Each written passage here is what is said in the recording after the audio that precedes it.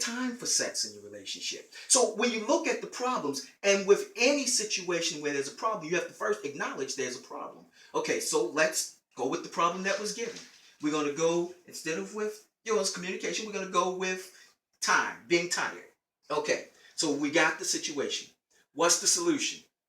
Finding enough energy to have sex. Okay, so we got to create a plan next. How do you create a plan? You accept it that there's a problem. You identify what the problem is. We're just too tired. Now you got to come up with a solution. How about this? Let's look at all of our resources. Are we able, if we have kids, to have the grandparents watch the kids? Are there older kids who can watch the kids? Are all the kids old enough that they can actually watch themselves? Can we get a babysitter? Can we afford to have a babysitter? Well, our relationship could depend upon us having a babysitter.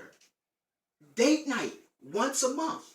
Plan your sex into it. It gets horribly, terribly boring to plan sex. And usually people who plan sex end up trying to break that and do some spontaneous stuff.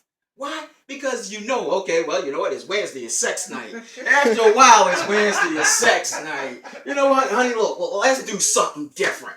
You come home one day because you're just so frustrated after 18 months of Wednesday being sex night, and it's Tuesday and you walk up on it and you're getting all frisky. It's like, baby, it's not Wednesday. I know, but I can't wait.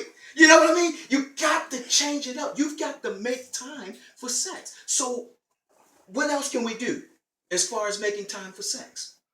One of the best things that you can do is exercise. Guess what? We just happen to be in a yoga studio.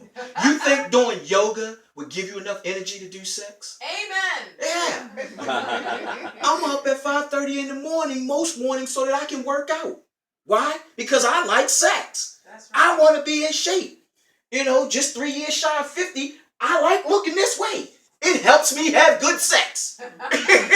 So what I'm saying to you is there's things that you can do, and you're limited only by your imagination. That's just some, because I want to give you the idea of how dealing with any problem you have, but particularly this problem, works. After you've created a plan, then you implement the plan. You start. You know what? We're going to start Sex Wednesdays, not next week because, I got something to do next week. But the following week, I'm good. Does that work for you? That work for you? Good. So in 2 weeks, we're going to start Sex Wednesday and we're going to go from there. And then you do what you got to do to make it work. But in between, there are things that you might have to do.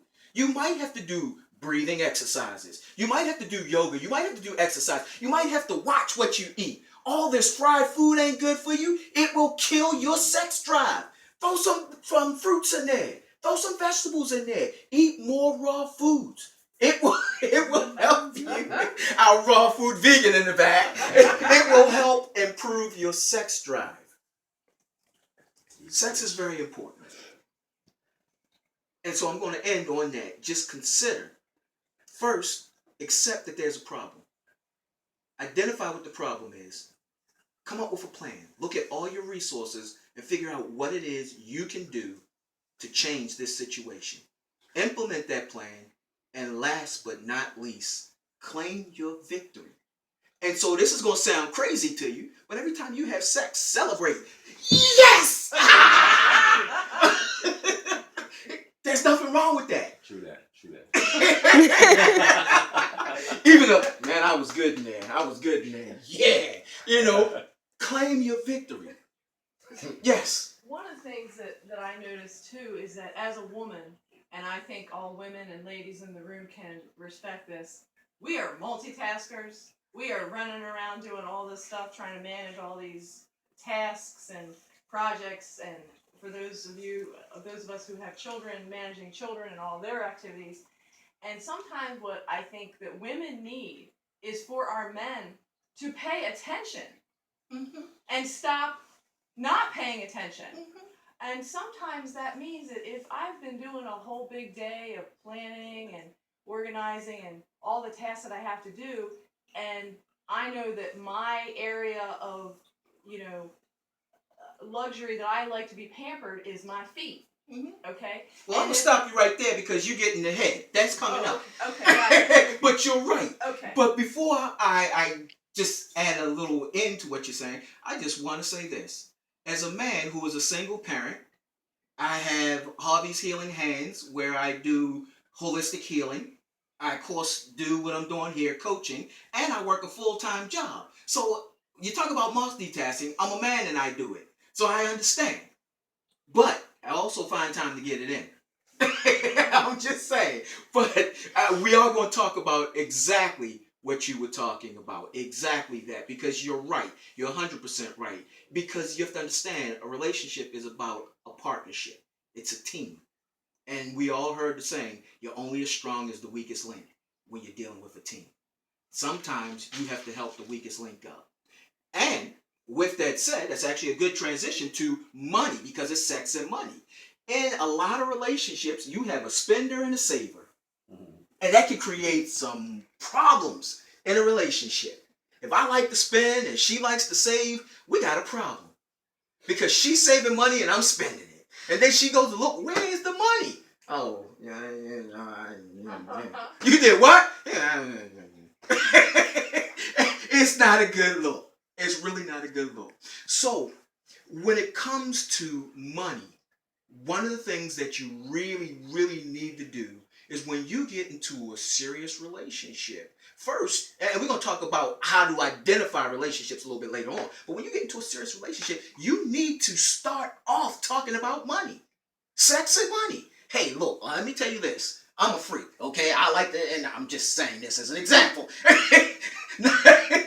I figured I'd put that disclaimer in before I go down this path.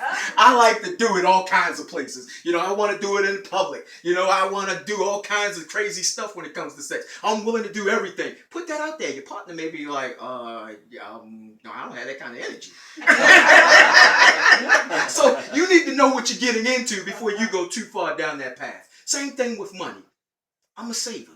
I learned saving when I got my first job at 17, and I've been putting money away ever since.